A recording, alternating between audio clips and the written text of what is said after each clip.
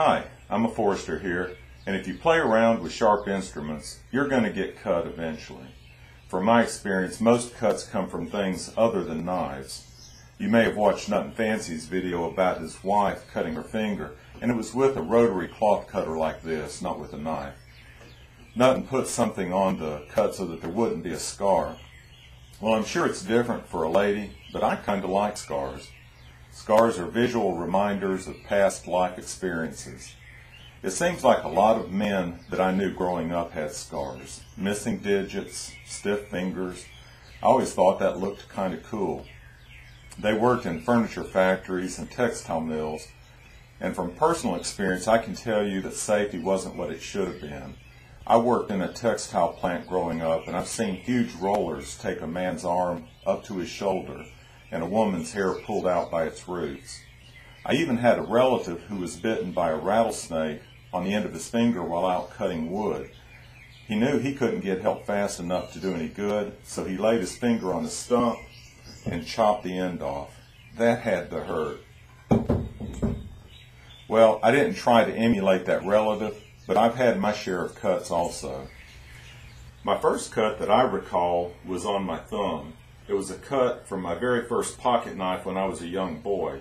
This isn't the knife, but it was one like it. When he gave it to me, my dad told me to always cut away from my hand. I didn't listen, and a pretty serious cut on my thumb resulted. It seems like we have to learn from our own mistakes. Nobody ever knew about this cut because I wrapped it up myself and kept that hand in my pocket or under the table until it healed.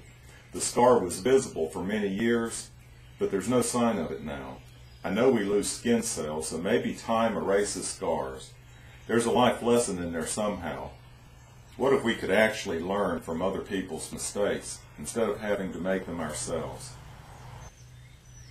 This scar on my right hand, I don't know if the camera will pick it up or not with the lighting, but it was the result of digging a footer around a trailer. The owner wanted to brick up the foundation. I wasn't wearing gloves, and I got careless with the shovel around one of the metal tie-down straps. It basically took a divot out of my hand. I remember seeing white cartilage and bone at the base of the cut. I don't recall the date, but it was the day of my cousin's wedding, as I remember feeling guilty for working instead of going to her wedding. I have no idea where this scar came from. Right there. That's odd because it's a pretty good scar. Well, I've saved my best scars for last. Well, this scar on my finger was the result of an axe. It runs from about right here to up here. I don't know how well that shows up. The lighting isn't that great in here, but I'll see if I can't put some light on it. It wasn't this axe, but it was one much heavier. I was staying with my grandmother one summer between the 4th and 5th grade and playing around with the axe in the woodshed. She cooked on a wood kitchen stove, so there was always some wood splitting to do.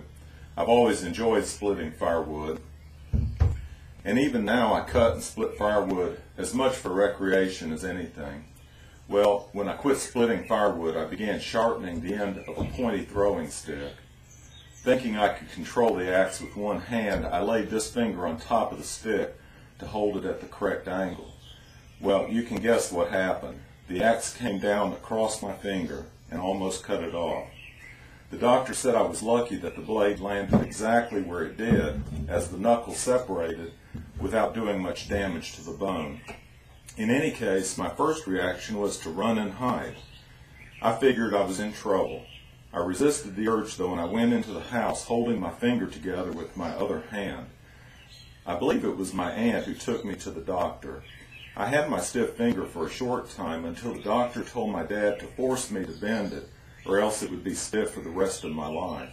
I vividly remember the day my dad chased me down, pinned me on the floor, and hit my finger with his hand. It sounded like a twig snapping, and boy did it hurt. But as a result, I can bend it almost as much as my other finger. My most serious cut came from this Stihl Farm Boss chainsaw. For 6 or 7 years, I had a side business doing tree work to make a little extra money. I have tree climbing gear that you see here. and I could prune the limbs off as I climbed the tree and then take the bole down in pieces as I worked my way back down the tree. One day, an elderly couple in the neighborhood asked me to take a medium-sized maple down in their yard. I offered to do it for free as a favor, but they wouldn't hear of it. So I agreed to take it down and haul it off for $25. The husband was dying of cancer and mainly in bed most of the time. When I got there to start work, they opened up the curtains on the picture window, and the wife helped the husband to the couch. She settled down next to him, and there I was, their entertainment for the morning. I put on my climbing gear, and up I went. I was working without a helper, since I was basically doing the job for free. Well, everything went fine, and I put the tree on the ground in an hour or so. As I was cutting up the very smallest limbs, the chainsaw blade got caught and kicked back into my leg. I looked down and saw about a foot of my pants leg slid open. Well, I thought, man, I'm lucky. The saw cut my pants and didn't cut me. To be sure, I pulled my pants leg apart and peered in. There wasn't a spot of blood as the saw had cauterized the wound, but I was looking at bone. I put the saw down and walked up to the back door. When the woman came to the door, I said, "Ma'am, I've had an accident and I need to go to the hospital." I could read her mind as she thought, this is a scam. We were watching you. You didn't have an accident.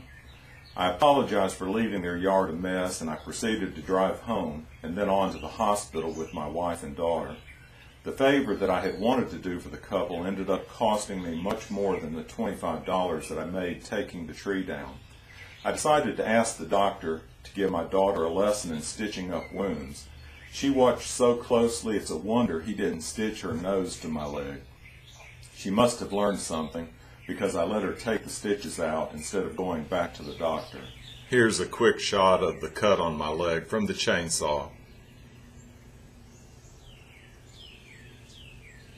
Hopefully, I've learned something along the way. These scars are my reminders. Take care, and as Gabco says, don't cut yourself.